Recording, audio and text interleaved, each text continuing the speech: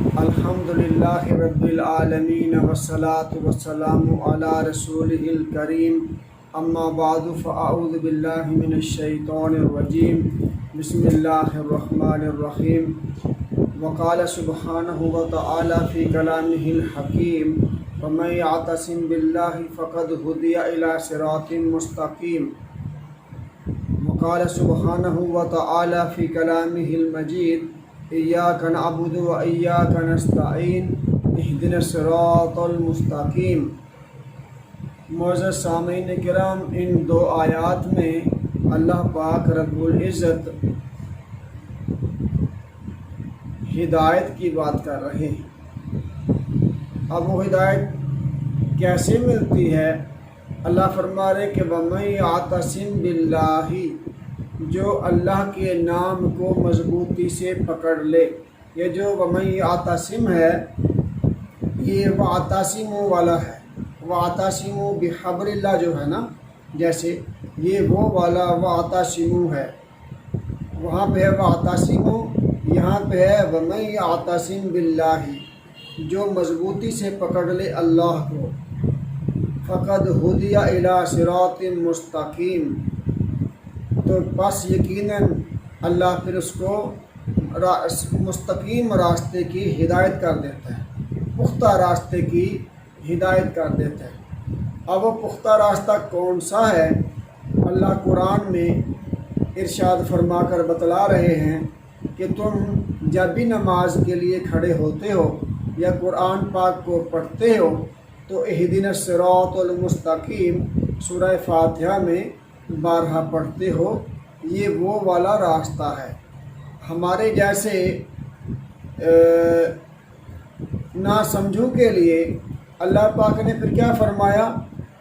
صراط الذین انعمت علیہم، راستہ ہے یہ ان لوگوں کا جن پر اللہ پاک نے انعام کیا۔ اور انعام کن پر کیا؟ وہ ہیں اولیاء اللہ، صدیقین، شہداء اور انبیاء۔ یہ چار قسم کے لوگ ہیں جن کا اللہ پاک نے صراط الذین انعمت علیہم میں ذکر کیا ہے۔ اور کیسے انعام کیے ہیں؟ ایسے انعام کیے ہیں اللہ پاک نے کہ کسی پر بھی نہیں ہوئے۔ اللہ سے منہ موڑ کر کوئی ان کے قریب بھی نہیں پہنچا، تو مزہ کیا چکھے گا؟ جو اللہ نے ان لوگوں پر انعام کر کے دنیا ہی میں اور آخرت میں بھی اور دنیا میں بھی انعام کیا اللہ پاک نے، اور انہوں نے وہ لذتیں حاصل کی اللہ پاک سے انعام پا کر۔ وَمَن یعتصم بِاللَّہِ، جو پکڑ لے مضبوطی سے اللہ کو، فقد ہدی الی صراط مستقیم، تو پھر یقیناً اللہ پاک اس کو سیدھے راستے کی، مضبوط راستے کی، مستقیم راستے کی ہدایت کر دیتا ہے۔ میرے بھائیو، اس کو حدیث قدسی میں اللہ رب العزت نے ہم اپنے بندوں کو ایک عجیب مثال سے یا انداز سے سمجھایا ہے۔ حدیث قدسی میں آتا ہے کہ نبی صلی اللہ علیہ وسلم نے فرمایا کہ اللہ رب العزت یوں ارشاد فرماتے ہیں کہ جب بندہ فرائض نماز کے ساتھ نوافل کی کثرت کرتا ہے، اب فرض تو اللہ کا ہے حکم، وہ تو ہم نے کرنا ہی کرنا ہے نا، تو جو نفل نمازیں ہیں اس میں تو اللہ پاک نے ہمیں حکم نہیں دیا، جو فرض نمازوں کو تو پورا کرتا ہے اللہ کا حکم مان کر، اب نفل تو اللہ پاک کا حکم نہیں ہے، نوافل عبادتیں اللہ پاک کے حکم میں نہیں آتی، دل کرتا تو پڑھ لو، دل کرتا تو نہ پڑھو۔ تو جو لوگ نوافل پر بھی مضبوطی سے جمے رہتے ہیں تو اللہ رب العزت فرض کے بعد نوافل پر جمنے والے لوگوں کو کیا انعام دیتا ہے، اس کا ذکر اس حدیث قدسی میں نبی صلی اللہ علیہ وسلم نے وضاحت کے ساتھ بیان فرمایا، اور فرماتے ہیں کہ جب بندہ نوافل کی کثرت کرتا رہتا ہے تو اللہ پاک فرماتے ہیں کہ میں اسے پسند کرتا ہوں، حتیٰ یتقرب الی بالنوافل حتیٰ احببتہ، اس طرح کے الفاظ حدیث قدسی کے ہیں۔ کہ آدمی جو ہے نا اللہ پاک کے قریب نوافل نماز یا نوافل عبادات کی وجہ سے ہوتا رہتا ہے، اللہ کے قریب ہوتا رہتا ہے، اور جب اللہ کے اتنا قریب ہو جاتا ہے، اللہ اس کو اپنا اتنا مقرب بندہ بنا لیتا ہے، تو اللہ رب العزت ارشاد فرماتا ہے کہ پھر میں اس کے ہاتھ بن جاتا ہوں جس سے وہ پکڑتا ہے، میں اس کی آنکھ بن جاتا ہوں جس سے وہ دیکھتا ہے، میں اس کی زبان بن جاتا ہوں جس سے وہ بولتا ہے، اور میں اس کے کان بن جاتا ہوں جس سے وہ سنتا ہے، اور میں اس کے پاؤں بن جاتا ہوں جن سے وہ چلتا ہے۔ تو میرے بھائیو بتاؤ کہ جب اللہ پاک سیدھے راستے کی طرف ہمیں چلا دیں گے، سنا دیں گے، دکھا دیں گے، سیدھی بات بولنے کی توفیق عطا فرما دیں گے، تو میرے بھائیو بتاؤ گاڑی شاہراہ صراط مستقیم سے اتر سکے گی؟ کبھی بھی نہیں اترے گی۔ تو یہ اللہ کو مضبوطی سے پکڑنے کا دنیا میں اللہ پاک نے یہ صلاح دیا ہے کہ اللہ پاک اس بندے کے ہاتھ، پاؤں، کان، ناک، دل و دماغ بن جاتا ہے۔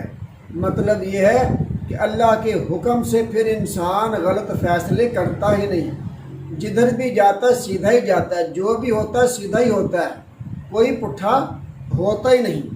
ہم نے کتنے لوگوں کو دیکھے ہیں کہ کوئی بھی کام کریں بھائی پٹھا ہی ہوتا ہے، سیدھا تو ہوتا ہی نہیں۔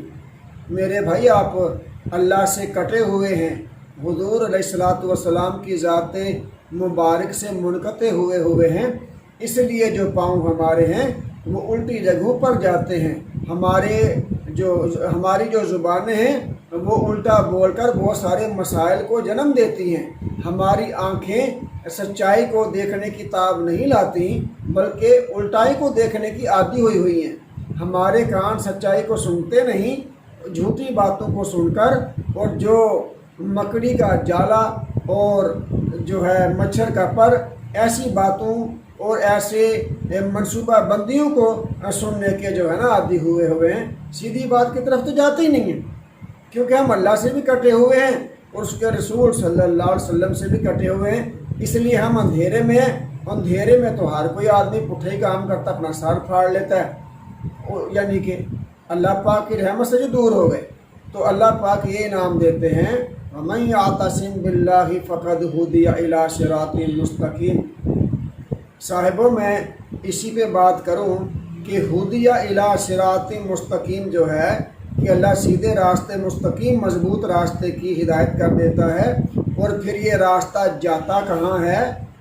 یہ بھی تو سوال ہے، کہاں جاتا ہے یہ راستہ؟ اللہ فرماتے ہیں واللہ یدعو الی دار السلام، یہ جو راستہ جا رہا ہے نا جس پہ تم اللہ پاک کے نام کو مضبوطی سے پکڑنے کی وجہ سے اس راستے پر چلا دیے گئے ہو، یہ راستہ کہاں جاتا ہے؟ جہاں پر اللہ پہلے کھڑا، واللہ یدعو الی دار السلام، جہاں پہلے اللہ پاک استقبال کے لیے کھڑا کہتا ہے آجا میرے بندے سلامتی کے گھر کی طرف آجا۔ سلامتی کا گھر کیا ہے؟ جنت، اور اس کی اور بھی ایک معنی ہے واللہ یدعو الی دار السلام، کیونکہ یہاں پہ لفظ دار آ گیا تو جنت ہے، ورنہ اللہ پاک کی اپنی ذاتی صفت ہے السلام۔ تو اس کا مطلب یہ ہوا کہ اللہ پاک جو ہے اپنے بندے کو سامنے کھڑا ہدیہ الی صراط مستقیم کر کے، سیدھے راستے کی ہدایت کر کے آگے کھڑا کہہ رہا کہ میرے بندے آجا میری ہی طرف، کہ میرا نام السلام ہے، میں تمہیں اپنی طرف بلا رہا ہوں، میرے پاس آ جا۔ اب اللہ کے پاس ہم چلے جائیں تو ظاہر بات ہے اللہ پاک ہمیں دارالسلام جنت میں رکھیں گے نا، اور نبی علیہ الصلوۃ والسلام سے کہلوایا قُلْ هَٰذِهِ سَبِيلِي أَدْعُو إِلَى اللَّهِ، میرے نبی آپ بھی فرما دیں کہ میں اللہ کا رسول، میں اللہ کا نبی، جو کام اللہ کر رہا ہے وہی کام اللہ نے مجھے کرنے کے لیے دنیا میں مبعوث فرمایا ہے۔ قل ہادی سبیلی، لوگوں کو اللہ کی طرف بلانا میرا راستہ ہے، میں اس راستے پہ چلتا ہوں، اس راستے پہ چلتے چلتے اللہ کے پاس پہنچوں گا کہ میں لوگوں کو خود بھی اللہ کے پاس جاؤں اور لوگوں کو بلاتا بلاتا اللہ کے پاس لے جاؤں۔ فرمایا کہ قل ہادی سبیلی ادعو الی اللہ علی بصیرۃ ومن اتبعنی، یعنی کہ میں لوگوں کو مثالیں دے کے حکمت سے اللہ کی طرف بلاتا ہوں، خود بھی اللہ کی طرف اللہ کی پکار پر جاتا ہوں اور لوگوں کو بھی اللہ کے پاس لے کر جانے کا کام کرتا ہوں۔ ومن اتبعنی، اور جو میرے امتی ہیں یہ کام ان کا بھی کام ہونا چاہیے، کیونکہ میرے اللہ کا یہ کام ہے تو تمہارے نبی رسول کا بھی یہ کام ہے، اور رسول اللہ صلی اللہ علیہ وسلم کو اور اللہ جل وعلا کو ماننے والوں کا بھی یہی کام ہے، تاکہ ساری انسانیت روشنی کے راستے پہ رہے، تاریک راستوں میں ٹکریں مار مار کے اپنے سر نہ پھاڑ لے، پریشان نہ ہو۔ اندھیرے میں رہنے والا بندہ مردار کی مانند ہی ہے، جب نظر ہی کچھ نہیں آنا، سنائی کچھ نہیں دینا، دکھائی کچھ نہیں دینا، اندھیرے میں ہم کتنے قدم تیز تیز اٹھا لیتے ہیں۔ تو اس کا مطلب ہے اندھیرا کیا ہے؟ اندھیرا قید ہے، اندھیرا جیل خانہ ہے، روشنی پوری یونیورس، پوری کائنات۔ تو صاحبو، یہ ساری کی ساری دولتیں کیسے حاصل ہوتی ہیں؟ وَمَن يَعْتَصِم بِاللَّهِ، جو اللہ پاک کے نام سے مضبوطی سے جڑ جائے۔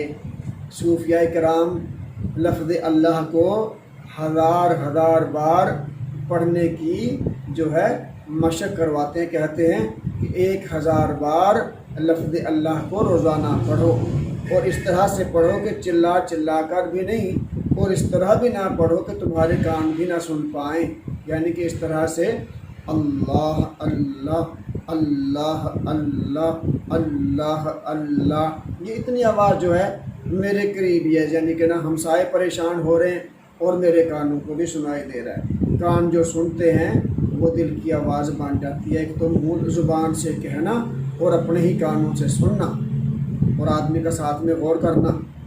میرے بھائیوں، یہ لفظ اللہ کی برکت ہے۔ اللہ پاک کے نام کو، نبی صلی اللہ علیہ وسلم کی شان کو کوئی مائی کا لال آج تک بیان نہیں کر پایا، تو اللہ رب العزت کے لفظ کو کون بیان کر پائے گا؟ بس ہم چاہتے ہیں کہ ہمارا دل اور ہماری زبان جہاں دنیا داری کی باتیں کرتے کرتے نہیں تھکتی، اس زبان کو، اس دل کو، اس دماغ کو اپنے اللہ کے مقدس اور بابرکت نام کے ساتھ لبریز کیا جائے۔ جزاک اللہ خیر۔ السلام علیکم ورحمۃ اللہ۔